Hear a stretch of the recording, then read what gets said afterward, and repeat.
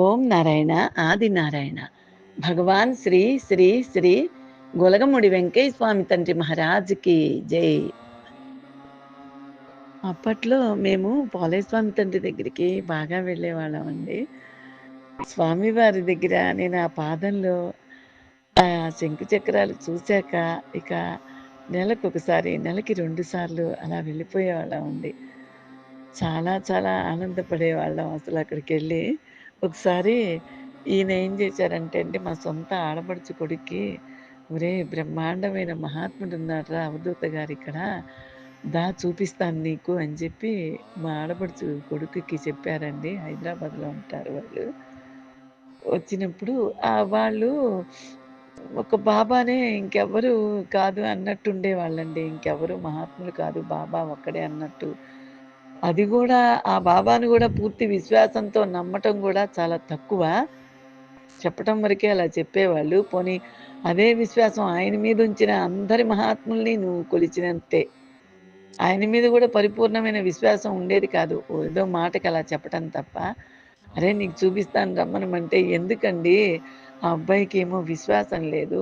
బాబా మీదే కొంచెం ఉండి ఉండనట్టు చెప్తాడు మాటలు. మనకెందుకండి అనేదాన్ని నేను. ఒకసారి పోలేస్వామి తండ్రి దగ్గరికి తీసుకెళ్లారండి ఆ అబ్బాయిని. "రారా నీకసలు అవధూతలంటే ఎలా ఉంటారో తెలీదన్నావు గదా! తీసుకెళ్తానని."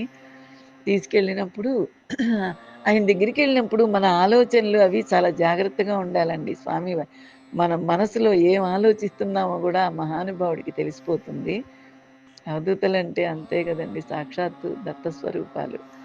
అప్పుడు ఏమైందండి, ఈ దిగంబరంగా ఉన్న పోలయ్య స్వామి తండ్రిని చూసి, మాకు కొంచెం వెనకాలే ఉన్నాడు. మేము ముందర ఉన్నాము. మా వెనకాల అబ్బాయుండి, ఈ కొంచెం మధ్యలో ఉన్న నన్ను దాటుకుని, "ఏంటి మావయ్య దిగంబరంగా గుడ్డలు లేకుండా చండాలంగా ఈయన అవధూత అంటావు నీకేమన్నా పిచ్చి పట్టిందా? నీకు మరీ చాదస్తం ఎక్కువైపోతుంది. ఎక్కడ లేని వాళ్ళందరిని తీసుకొచ్చి అడ్డమైన వాళ్ళని అవధూత అంటావు నువ్వు" అని జెప్పి గుసగుసలాడుతూ ఆ లైన్‌లో నుంచున్నప్పుడు ఈయనతోటి అన్నాడండి ఆ అబ్బాయి. అమ్మో! అని నేను ఎంత భయపడిపోయానో. "అరేయ్! నువ్విక్కడికొచ్చి ఏం మాట్లాడుతున్నావురా? స్వామి ఆయన ఇలాంటి మాటలు మాట్లాడకూడదు. నీకు నమ్మకం లేకపోతే వెళ్ళిపో. అంతేగాని ఆయన సన్నిధానంలోకొచ్చి ఆయన్ని నువ్విలా మాట్లాడతావా? తప్పని ఈయన నేను చెప్పాము చెంపలేసుకోమని." ఒక నిర్లక్ష్యంగా చూసాడు. అయినా లైన్‌లోనే నుంచున్నాడండి ఆ అబ్బాయి. ఇంక దగ్గరికొచ్చిన తర్వాత నాకు ఆయన్ని చూడకుండా, నన్ను చూడకుండా ఒక్క ఉదుటున లేచి, "నీ యమ్మ" అంటూ పరిగెత్తాడండి కొట్టటానికి. మమ్మల్ని కాలు ఇంతెత్తునెత్తి పోలయ్య స్వామి తండ్రి మా ఆడపడుచు కొడుకుని ఒక్క రెప్పపాటు కాలంలో తప్పిపోయిందండి. ఇంక పరుగో పరుగో అండి నడి రోడ్డు మీదకి పరిగెత్తి ఇంక లోపలికి రాలేదండి. దొరికినట్టయితే అసలు ఆ పిల్లాడు ఏమైపోయేవాడో. స్వామివారు మేము చెప్తూనే ఉన్నామండి. చెప్పినా గూడా వినకుండా ఆ మహానుభావుడిని అలా తోలనాడాడు ఆ అబ్బాయి. ఇట్లాగే చేస్తాడండి. నమ్మకం లేనప్పుడు రాకూడదు. కానీ నిజంగా పెద్ద ప్రమాదం తప్పిందనే మేమనుకున్నామండి. తర్వాత ఒక రోజున ఇలా చాలామంది మహాత్ముల దగ్గరికెళ్ళేవాళ్ళం. అందరన్నా మాకు ప్రేమేనండి. అందరిలో ఉన్నది సాయినాథుడే, దత్తుడే, నా వెంకటేశ్వర తండ్రే. అందరూ ఒకటే. మనకి ఏ ఇష్టదైవం అయితే ఉంటుందో, ఆ మహాత్ముల్లో మన ఇష్టదైవమే ఆయన అనుకుంటే, నిజంగా ఎంత ఆనందం ఉంటుందోనండి మనసుకి. ఒక రోజున ఇలాగే గుంటూరెళ్ళాము.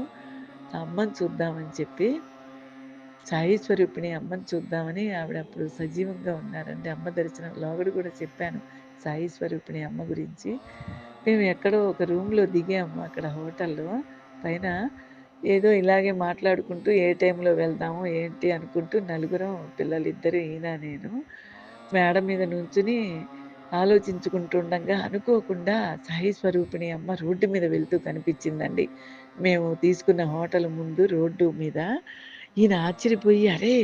వెతకపోయిన కాలికి తగిలినట్టు అదిగోరా అమ్మ సాయి స్వరూపిణి." అంతకుముందు 4, 5 సార్లు ఆవిడ దర్శనం చేసుకున్నామండి. గుర్తుపట్టేసి, "అమ్మ రోడ్డు మీద వెళ్ళిపోతుందిరా తొందరగా రా చూద్దుగాని" అంటే, "ఏంటి నాన్న నువ్వందరూ అమ్మలంటావు. ఒరేయ్ నువ్వు ఆగమాకరా అలా తప్పది. చూడు కావాలంటే అమ్మ నువ్వు నువ్వు ఏ పరీక్ష అయినా పెట్టుకో అవధూతరా ఆవిడ అని చెప్తే గబగబా మెట్లు దిగి మా అబ్బాయి కిందకెళ్ళిపోయి ఆవిడ వెనకాలే నడుస్తూ సాయినామం చేసుకుంటూ ఈవిడ అమ్మ అయితే నేను అడగకుండా నాకేమన్నా ప్రసాదం ఇవ్వాలి వీడు పరిగెత్తినా ఆవిడ అందట్లేదండి అంత ఫాస్ట్గా నడుస్తుంది ఆవిడ అసలు ఏ కొట్టు ముందాగి ఏది అడిగినా అది ఇచ్చేస్తారు ఆ కొట్టు అసలు ఇక ఎంత బ్రహ్మాండంగా కలిసి రావటమే అది టీ కొట్టు కానీ పళ్ళ కొట్టు కానీ అమ్మ కాలు పెట్టడం ఎప్పుడు పెడుతుందా అని ఎదురు చూస్తూ ఉంటారు అక్కడ షాపులు వాళ్ళందరూ. అమ్మ నేను అడగకుండా నిజంగా ఈవిడ అవధూత గారైతే నేను అడగకుండా నాకు ఏదన్నా ఆవిడ ప్రసాదంగా ఇవ్వాలి అనుకుంటాడండి. అప్పుడే ఆవిడ ముందు నుంచి ఈ బత్తాకాయలదో, కమలాకాయల బండి బండి నిండా పెట్టుకుని ఒక బండి అబ్బాయి తోసుకుంటూ ఆవిడ పక్కమ్మ నుంచి ఎళ్తుంటే అమ్మ గబిక్కిన 2 పళ్ళు తీసి ఆ బండి మీదవి వెనక్కి తిరిగి మా అబ్బాయి చేతిలో పెట్టిందండి. స్టన్ అయిపోయాడటండి మా అబ్బాయి. మేము మేడ మించి చూస్తూనే ఉన్నాము. స్టన్ అయిపోయాడండి వాడు. మళ్ళీ అంతలోకే నాలాగానే ఆ! రోడ్డు మీద పళ్ళది ఎదురొచ్చింది. అందుకని ఆవిడ 2 పళ్ళు తీసిచ్చింది. నాకు అమ్మ దగ్గర ప్రసాదమే కావాలని వెంటనే మనసులో చెప్పుకున్నట్ట. నాకిది కాదు నాకు అమ్మ దగ్గర ప్రసాదం కావాలని. చాలా సేపు చాలా దూరం నడిపించిందిటండి. దాదాపు ఒక అర మైలు పైనే ఉంటుంది. ఆవిడ ఎనకాలే పడి నడిచి వెళ్ళిపోతూనే ఉన్నాడు. చివరికి అమ్మ కొంగున కట్టుకున్న ఆవిడ చుట్ట తీసి వెలిగిచ్చుకుని, కొంచెం తాగి 2 దమ్ములు తీసేసి, తర్వాత తాగేది మా అబ్బాయికిచ్చిందిటండి. తీసుకోమని, తాగమని. వాడు ఆశ్చర్యపోయాడండి. వెంటనే వాడు గూడా అమ్మ ప్రసాదంగా తీసుకొని చుట్ట అమ్మకి తిప్పిచ్చేస్తుంటే, "వద్దు నువ్వే ఉంచుకోమని" ఇచ్చేసిందండి ఆవిడ. వాడు చాలా ఆనందపడిపోయాడసల. నిజంగా తప్పైపోయింది నాన్న. ఎంత అద్భుతం జరిగిందోను. నేనిలా అపార్థం జేసుకోనని జెప్పి వాడు చెంపలేసుకున్నాడు. ఆ చుట్ట తెచ్చాడండి. ఆ అమ్మ చుట్ట ఎన్ని సంవత్సరాలయిందోనండి ఇది జరిగి. ఇంకా మా దగ్గర అమ్మ చుట్ట ఉంది. ఆ తర్వాత సిద్ధి పొందారండి. ఇలాంటి అమ్మలందరినీ చాలా చాలా సార్లు దర్శనం చేసుకున్నాము మేము. ఎక్కడ అవధూతలున్నారు. ఇదంతా గూడా బాబా వారి అనుగ్రహం, వెంకటేశ్వర స్వామి తండ్రి అనుగ్రహమేనండి. ఇంతమంది అవధూతలు మేము దర్శనం జేసుకోవటం అనేది.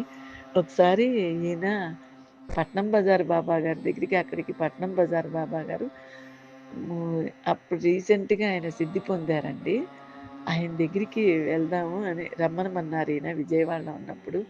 నేను రాలేనండి. నాకు ఓపిక లేదు. మీరెళ్ళమని చెప్పాను. మా అమ్మాయి, ఈయన పట్నం బజార్ బాబా వారి దగ్గరికెళ్లారు. ఇది గూడా గుంటూరులో మస్తాన్ దర్గా స్వామి దగ్గరే ఉంటుందండి. కొంచెం ముందరే ఆయనది గూడా.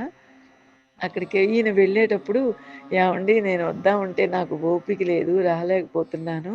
స్వామివారి పాదాల దగ్గర కొంచెం పూల ముక్కైనా సరే నాకు తెచ్చిపెట్టండి. పట్నం బజార్ బాబా వారిదని" చెప్పాను. అలాగేనన్నారు. అక్కడికెళ్ళితే ఈయన బాగా ఖర్చు పెట్టేవారండి. అక్కడ చాలామంది రోడ్డు మీదే ఆగుతారు. ఈయన వెళ్ళేటప్పుడు చక్కగా టీ పొట్లాలు, కాఫీ పొడి పొట్లాలు, పాల ప్యాకెట్లు, పంచదార అన్నీ కొనుక్కెళ్ళేవాళ్ళండి. అక్కడికి స్వామివారికి బోలెడన్ని పువ్వులు అన్నీ తీసుకెళ్ళేవాళ్ళు. ఈయన తేంగానే వాళ్ళు పాల ప్యాకెట్లు చింపి చక్కగా టీ పొడేసి అక్కడున్న వాళ్ళందరికీ టీ ఇచ్చేవారు. ఎప్పుడెళ్ళినా ఆయన దగ్గరికి అది తీసుకెళ్ళేవాళ్ళమండి మేము. అలా వెళ్ళి ఇంకా దండం పెట్టుకొనొస్తుంటే అక్కడ ఒకాయనున్నారు. ఆయన పేరేదో ఉండాలి గుర్తులేదు నాకు. ప్రసాద్ గారో ఏదో ఉండాలి. ఆయన ధ్యానం జేసుకుంటున్నారు. ఇంకా వెళ్ళొస్తాం స్వామి అని చెప్పుకొనొచ్చి, వీళ్ళు 4 అడుగే ఇంగా 4 అడుగులెయ్యంగానే ఆయన ధ్యానంలో కూర్చుని "నాయనా స్వామి పాదాల దగ్గర అమ్మ పూలు తెమ్మనమంది గదా! అది చెప్పొద్దా నువ్వు? స్వామి నాకు ధ్యానంలో చెప్పారు. అమ్మ పూలడిగింది. నా పాదాల మీద పూల మొక్క ఒకటి తీసి అమ్మకివ్వమని" అని చెప్తే ఈయన స్టన్నయిపోయారండి. ఎంత ఆశ్చర్యపోయారోనసల. ఆ మహానుభావుడేనండి. ధ్యానంలో కూర్చున్నప్పుడు మా వారు చనిపోయినప్పుడు ఆ రోజునో, పక్క రోజునో అమ్మ ఆయన వెంకటేశ్వర వారిలోకెళ్ళిపోతున్నట్టు, చనిపోతున్నట్టు ఇక్కడ చూపిచ్చారని మాకు ఫోను చేశారని లోగడ ఎపిసోడ్‌లో గూడా చెప్పానండి. ఆ మహానుభావుడేనండి. తర్వాత ఈయన ఆశ్చర్యపోయారు. ఆ పూల మాట ఈయనకసలు గుర్తులేదు. ధ్యానంలో కూర్చున్న ఆయనకి ఆ పట్నం బజార్ బాబా తండ్రి అమ్మ పూల మొక్కడిగింది. వాళ్ళు మర్చిపోయి ఎళ్ళిపోతున్నారు ఇవ్వమని ఆయన ధ్యానంలోకొచ్చి చెప్పారట. స్వామివారి పాదాల దగ్గర ఇంత పూల మొక్క నాకిచ్చారండి. ఓం నారాయణ ఆది నారాయణ. భగవాన్ శ్రీ శ్రీ శ్రీ గొలగమూడి వెంకటేశ్వర స్వామి తండ్రి మహారాజుకి జై.